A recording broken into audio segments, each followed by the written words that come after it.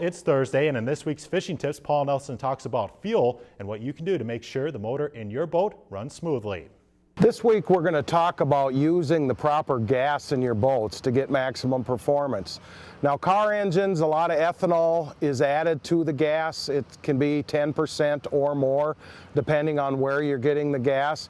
But most of the gas pumps also have straight gas. It's used for off-road use. It's usually a premium gas. It costs a little bit more, but it doesn't have the ethanol in the gas. And what happens is that in our fuel tanks, whether you have a built-in fuel tank in a boat or you're using a gas can, as that gas sits, it can break down as quickly as 30 days, and the gas actually starts to separate. It'll add varnish or gum up your engine, or you'll have fuel-related problems if you're using that ethanol.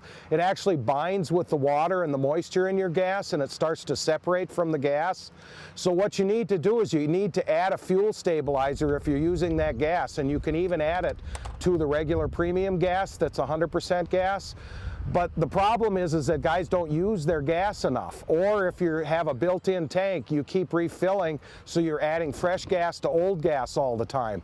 But if you're somebody who only fishes maybe once every week or two, and you're leaving that gas sit for a long time, it's critically important that you use a gas without ethanol in it so that you're not going to have fuel-related problems and breakdowns while you're on the water. This is one of the biggest things as far as small engine use. It's the same thing with your chainsaws, with your lawnmowers. You want to use that off-road gas to avoid fuel problems, and add fuel stabilizer. It can't hurt, and it certainly helps in a lot of situations where that gas is going to separate. This has been the Fishing Tip of the Week, and I'm Paul Nelson from the Bemidji Area Lakes Guide Service.